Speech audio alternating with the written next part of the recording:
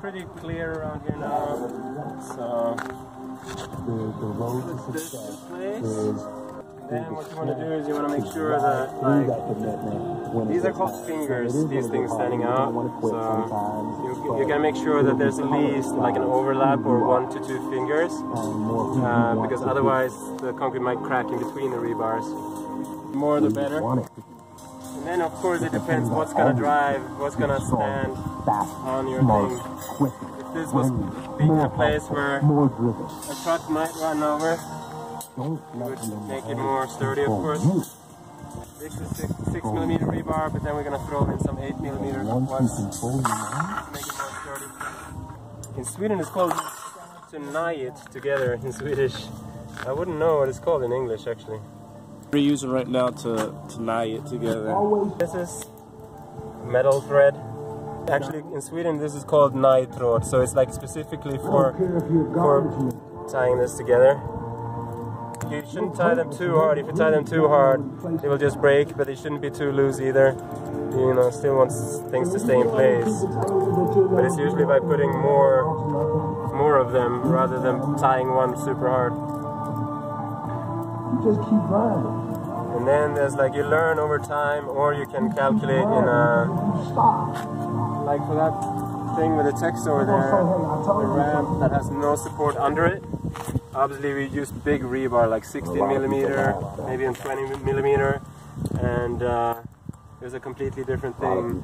Also for that little yellow one there that also doesn't have support under. It has a logo on the side, so there's a lot of rebar in there. And then you can also weld the rebar so that it's welded together.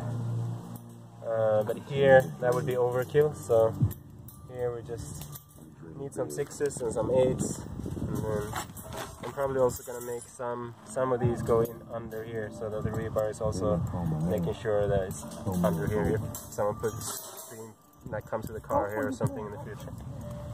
This work that no one can see afterwards, that's where you'll find some unserious people who do a lot of cheating. And even within the big companies, like under this tar, for example, that was like one of Sweden's 2 biggest construction firms that put that tar for us. And you're supposed to vibrate this so much so that the tar will not sink over time. But they did not do that, so you can see in certain places that the tar has sunk this much, like just way too much. But so when you buy services, even if it's like super serious companies, you should always be there and look at what they're doing if you care about the results. And I mean, at the time, I'd say I was a kid, but I can say that they were considering me a kid. I had long hair and I was a skateboarder, so they, like when I said it doesn't look like the water will come off because it looks like it's lower there, higher there, and they were just basically telling me to shut up. And then I turned out to be right, even though they had measuring equipment and stuff.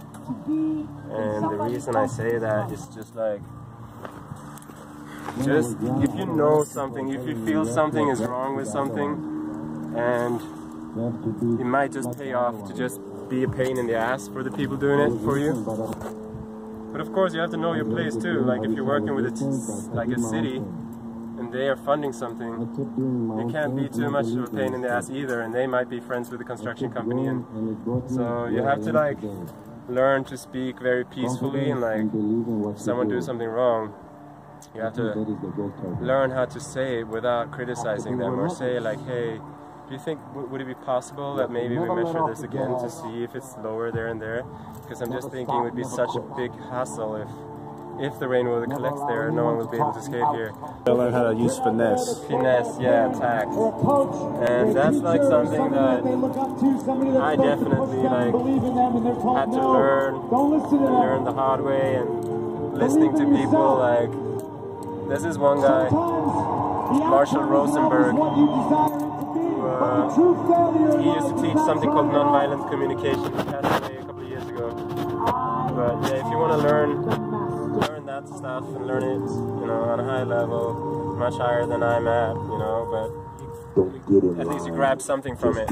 And search nonviolent communication, Marshall Rosenberg, or NVC on YouTube, and you'll find a lot of good speeches on it and lessons, workshops.